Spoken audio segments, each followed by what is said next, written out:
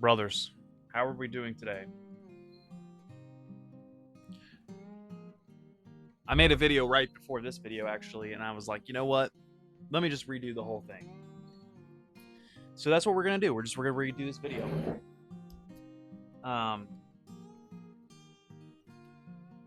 so we're gonna talk about the Army, and I'll just give you a little quick background about me. I did active duty from 2016 to 2019, and then I joined the reserve in the beginning of 23 to now. So I've been in the Army on iPerms. It says 10 years. It hasn't been a full 10. It's just been like 6 or 7. So there you go. So I have experience in both worlds. The Army is, from an infantryman standpoint, it is not an easy road. It is filled with challenges, mistakes, and your patience being waned and tried. And it is a difficult thing to do. Being an infantryman, anything combat arms is going to be difficult.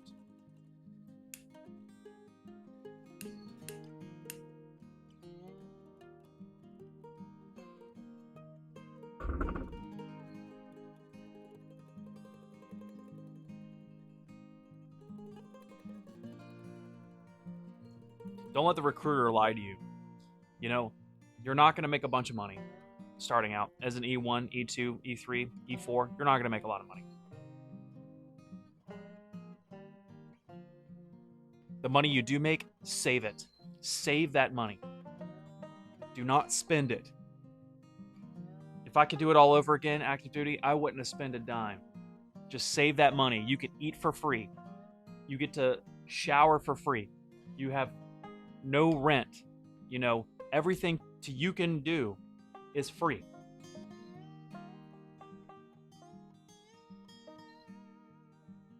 If you need a car, just buy a cheap car to get you from the barracks to the company area. Don't buy some stupid Camaro that has a high interest rate.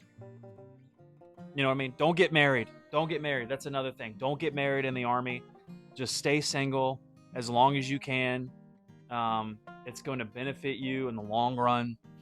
Just wait till you get out of the Army to start a family. The Army is horrible with families. It is not a family man's game. Okay? The Army is a young single man's game. Let's be real. Okay?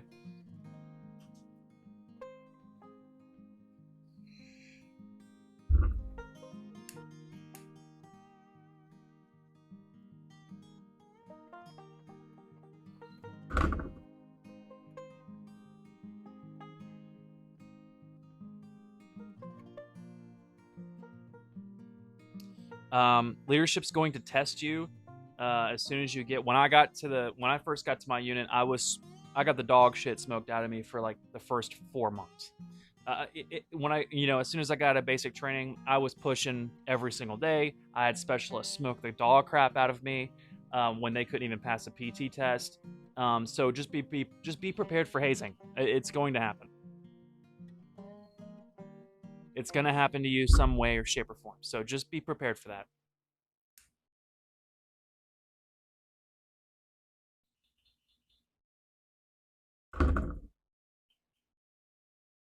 Be prepared for leadership you don't care for. Be prepared for doing a bunch of uniform inspections, weapon inspections, going to the range all the time. Be prepared for doing a bunch of dumb stuff you don't want to do. But trust me, it is worth going into the Army because of the benefits that you get afterwards. Okay? Document everything. At sick call, go to sick call as many times as you possibly can. If you feel weird at any sort of way, go to sick call. If you're hurting for whatever reason, go to sick call. Just do it. I know they make it dumb now where you have to have a medic look at you like at 5 o'clock in the morning just to go to sick call. Just do it. Just go to sick call, dude. Just do what you got to do because it's going to benefit you and you're going to get money out of that. Okay? So document everything, document everything, document everything. I wish I was told that when I got it.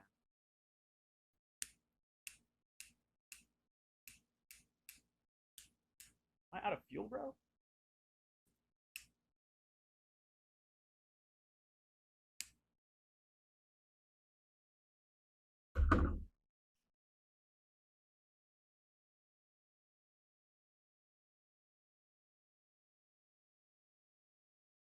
Be prepared to wake up early every single day and do group PT. That's not for everybody. So there you go. If you have the option to not do infantry or any combat arms, do something applicable to the civilian world: cybersecurity, medical, signal, um, truck driving, mechanic work, anything like that. Do that instead of infantry. I'm proud that I did the infantry. There is a camaraderie to that. There is a pride to that. But if you can avoid it entirely. Okay, unless you absolutely want to do it like I did, and shoot guns and get deployed and do a bunch of cool guy shit. Um, besides that, don't go. If you're not into that, if you don't like being in the field, if you don't like dealing with complete bullcrap all the time, then if you can't deal with that, then don't do it. If you're not a resilient person, don't do it.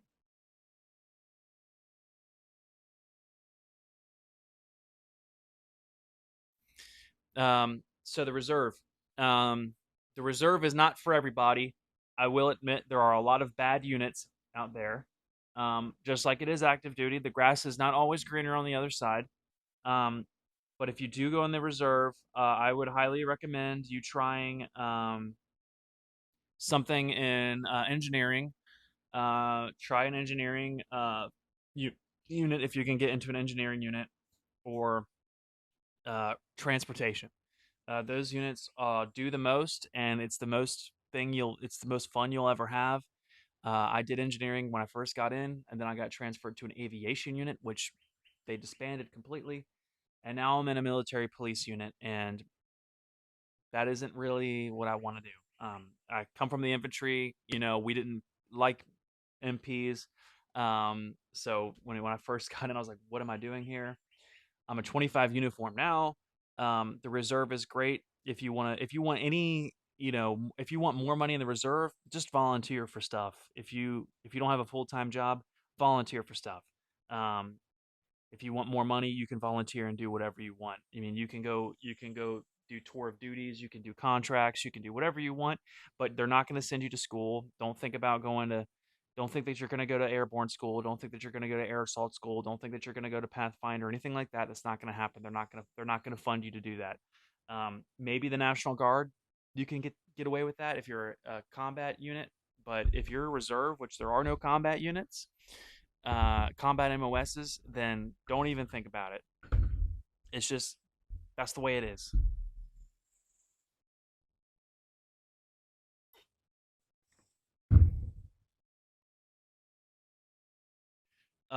There is a lot of if you go in the reserve, just be prepared to see a lot of unmotivated soldiers. Just be prepared to see a lot of unmotivated leadership as well. People who are just burnt out, just collecting a check. Just be prepared for that. Um, just don't surround yourself with those people. If you do like the army, I like the army. I do. I try to stay motivated. I try to stay dedicated. There are times where I'm like, man, I'm done with this. I want to get out, but then I realize, okay, it's only once a month. That's the silver lining, right? It's just once a month, so you can deal with it. Get those retirement points if you're active duty right now and you're thinking about getting out of the military. Just do what you want to do. Do what you want to do. If you uh are like infantry and you're thinking about getting out, I would just say, hey, try the reserve, change your MOS. The MOS qualification courses are really quick in the reserve. They're not like a full OSIT program. They're not 16, 18 weeks. I think medical obviously is going to be the longest. But for me, the 25 uniform school was only 6 weeks long. That's nothing in the grand scheme of things. You get paid active duty time. It's great. Do that.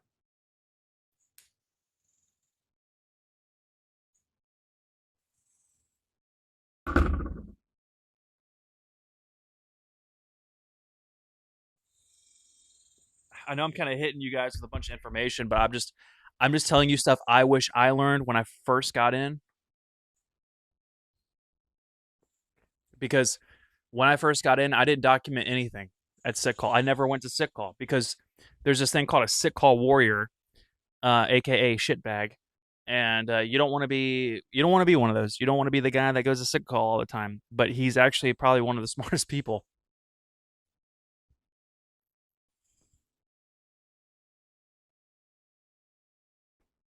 And when you do get out, don't abuse the VA disability system, because there's a lot of people out there that are vets that are getting 100% disability when they don't need it.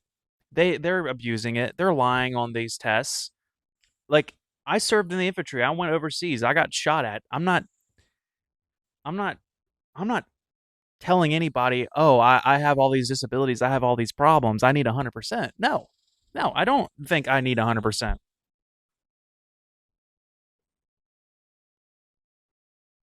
The guys who need 100% are the guys who are genuinely mentally messed up, the guys who have their limbs blown off, the guys who've gotten shot, okay, the guys who got burned or some catastrophe happening to them, or they're actually just 100% broken. Like, the army will break you, but some of these guys break arms, they break legs, they break the lower back, they pull a disc, they pull rotator cuffs. Like, there are people with actual that need, like, you know what I mean? Know where you're actually hurting and just get that done. If you're fine, then don't go. I mean, if you have tinnitus, go claim tinnitus. That's 10% right there. Just take that money, and if there's nothing else wrong with you, don't claim it. Don't, you know what I mean? I hate seeing it because there's a lot of people faking it out there. And honestly, that's taxpayer money, dude. You're just stealing from your neighbor at that point if you're lying.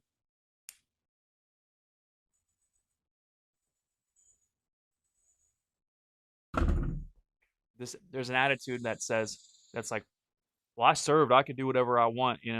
F the taxpayer, f them. They didn't serve. I deserve 100%. No, you don't.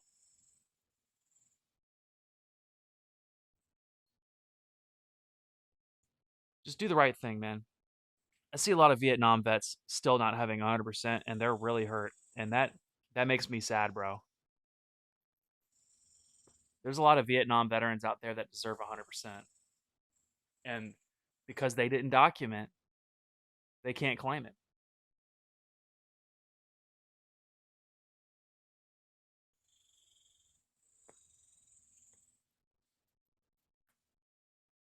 Stay motivated if you're in the army. Don't give up. When it's time to quit, it's time to quit. When it's your contract's ends, think about your life. Is this what you want to do? My contract ends in January. I'm probably going to extend. I'm probably going to keep going. Um, and you may ask yourself why. And I would say the retirement points, bro. I get paid. I get paid from the VA and the reserve. I get paid both. It's called double dipping. Don't do that. But if you do that, make sure you set some money aside so you can pay the VA back.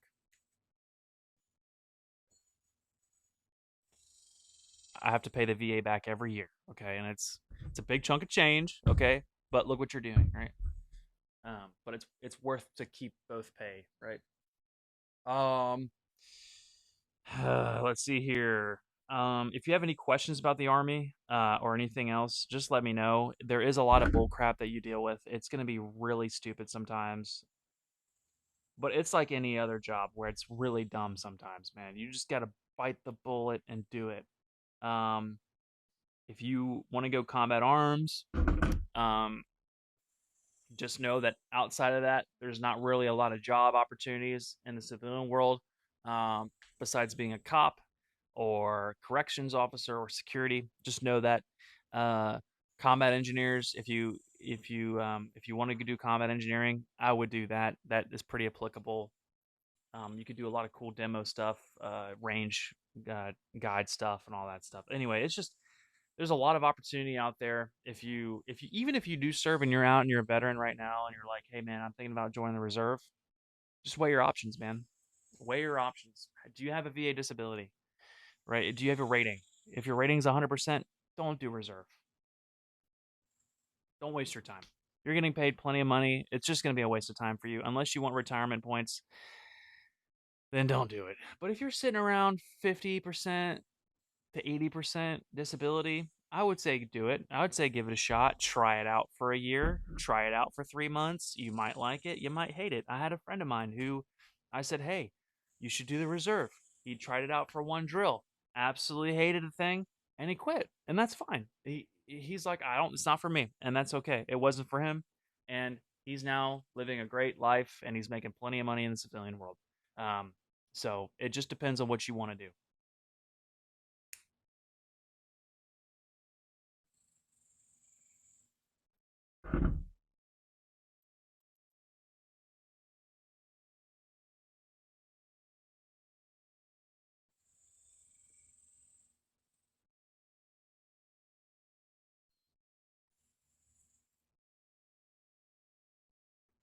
Anyway, that does it for this video. I hope you guys enjoyed. Um, thank you so much for my subscribers. Thank you so much for everyone who is participating and commenting. It's really cool to see people comment and that I'm able to respond to you guys.